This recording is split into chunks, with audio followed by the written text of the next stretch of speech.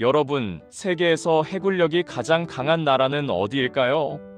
1위는 당연히 미국일 거고 2위는 러시아나 중국쯤 되겠죠.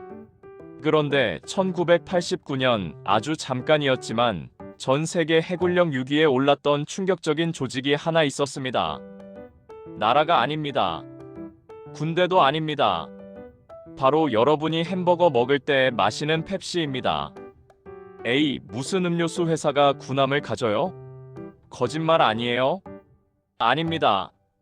100% 실화입니다. 펩시는 실제로 소련으로부터 디젤 잠수함 17척, 순양함, 구축함, 호위함까지 받아서 순식간에 거대 함대의 주인이 되었습니다. 도대체 펩시는 왜 전쟁 무기가 필요했을까요? 코카콜라랑 해상전이라도 벌이려고 했을까요? 오늘은 냉전 시대, 총성 없는 전쟁터에서 벌어진 자본주의의 끝판왕 펩시와 공산주의의 심장, 소련의 기막힌 거래 현장으로 여러분을 안내합니다. 상상도 못할 비즈니스의 세계, 지금 바로 시작합니다. 이야기는 1950년대로 거슬러 올라갑니다.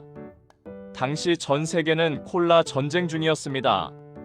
하지만 전쟁의 승기는 이미 코카콜라가 잡고 있었죠. 2차 세계대전 동안 미군과 함께 전 세계에 퍼진 코카콜라는 그야말로 자본주의의 상징이었습니다. 만년 2등이었던 펩시는 억울했습니다. 어디 코카콜라가 없는 새로운 시장 없나? 펩시의 눈에 들어온 곳은 딱 한 군데. 바로 철의 장막 너머에 있는 거대 제국, 소비에트 연방, 즉 소련이었습니다. 하지만 소련은 공산주의 국가였고 미국의 자본주의 기업이 들어가는 건 불가능에 가까웠습니다. 하지만 펩시에게는 기가 막힌 운과 인맥이 있었습니다. 1959년 모스크바에서 미국 박람회가 열립니다. 당시 펩시의 임원이자 나중에 회장이 되는 도널드 켄달은 친구였던 미국의 부통령 리처드 닉슨에게 부탁을 하나 합니다.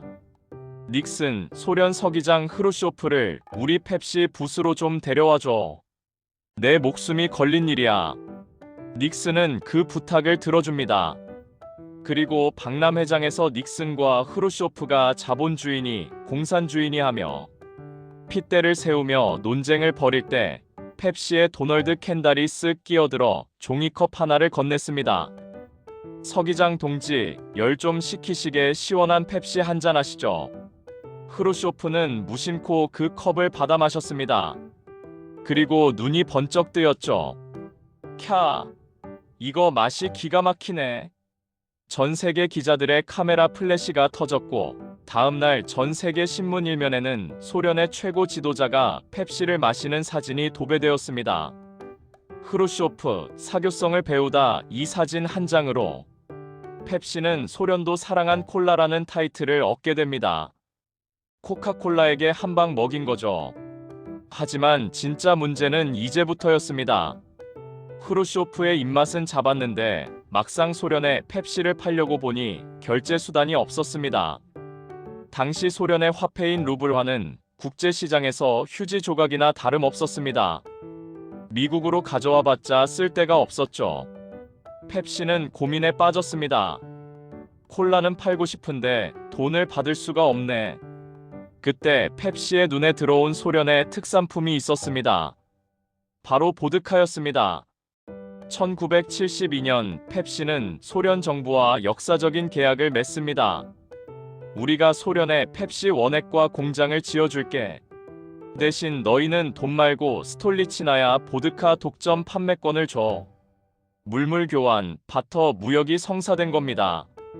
미국 사람들은 펩시가 수입해온 진짜 러시아 보드카에 열광했고 소련 사람들은 생전 처음 맛보는 달콤한 펩시에 중독되었습니다. 그야말로 윈윈이었죠. 시간이 흘러 1980년대 후반이 되었습니다. 소련 인민들의 펩시 사랑은 걷잡을 수 없이 커졌습니다. 매년 수십억 병의 펩시가 소련에서 소비되었습니다. 재계약을 해야 할 시점인 1989년 문제가 터졌습니다. 소련이 줘야 할 보드카의 양보다 소련 사람들이 마시는 펩시의 양이 훨씬 더 많아진 겁니다. 야, 우리 보드카 다 떨어졌는데 어떡하냐? 펩시는 계속 마시고 싶은데 소련 경제는 무너져가고 있었고 루블화 가치는 더 떨어졌습니다. 그때 소련 정부가 기상천외한 제안을 합니다. 펩시 동무, 우리가 돈은 없는데 이건 좀 많거든. 이걸로 퉁치자. 그들이 내민 리스트를 보고 펩시 회장은 깜짝 놀랐습니다. 디젤 잠수함 17척, 순양함 1척, 구축함 1척, 호위함 1척, 그리고 신형 유조선까지. 말 그대로 함대 하나를 통째로 주겠다는 제안이었습니다. 냉전 시대의 적국인 소련의 무기를 미국 기업이 사들인다? 백악관이 뒤집힐 일이었죠. 하지만 펩시 회장 도널드 켄달은 상남자였습니다. 오케이, 받읍시다. 그거라도 받아야지 어쩌겠어. 거래는 성사되었습니다. 이 계약이 체결되는 순간 펩시는 서류상으로 전 세계 국가들을 제치고 세계 6위의 잠수함 보유 전력을 갖추게 됩니다. 미국 국무부에서는 난리가 났습니다. 아니, 민간 기업이 무기를 이렇게 많이 가지면 어떡합니까? 그러자 펩시의 도널드 켄달 회장은 미국 안보보좌관에게 역사에 남을 명언을 날립니다. 우리가 지금 미국 정부보다 더 빨리 소련을 무장해제시키고 있는 겁니다. 칭찬은 못해줄 망정 뭐 하시는 겁니까? 정말 기가 막힌 말솜씨 아닌가요? 소련의 무기를 고철로 만들기 위해 가져왔다는 명분이었죠. 결국 펩시가 받은 이 거대한 함대는 어떻게 됐을까요? 펩시는 해군을 창설하지 않았습니다. 며칠 뒤 스웨덴과 노르웨이의 고철 처리장에 이 함대들을 모두 팔아버렸습니다. 잠수함은 고철 덩어리가 되어 녹여졌고 펩시는 그 돈으로 짭짤한 수익을 챙겼습니다. 이 30억 달러짜리 세기의 거래가 있고 나서 얼마 뒤 소비에트 연방은 거짓말처럼 붕괴하고 맙니다. 어쩌면 소련을 무너뜨린 건 미국의 핵무기가 아니라 자본주의의 달콤한 맛, 펩시 한 모금이었을지도 모릅니다. 지금도 비즈니스 스쿨에서는 이 사건을 가장 창의적이고 대담했던 협상 사례로 가르칩니다. 시장의 장벽이 아무리 높아도 돈이 없으면 물건으로, 물건이 없으면 무기로라도 거래를 성사시키는 그 집요한 말이죠. 오늘 콜라 한잔 하실 때 한때 잠수함 17척과 맞바꿨던 그 전설적인 맛을 음미해 보시는 건 어떨까요? 오늘의 비즈니스 비하인드 스토리는 여기까지입니다. 재밌게 보셨다면 구독과 좋아요 부탁드립니다. 더 놀라운 기업들의 숨겨진 이야기로 찾아오겠습니다. 감사합니다.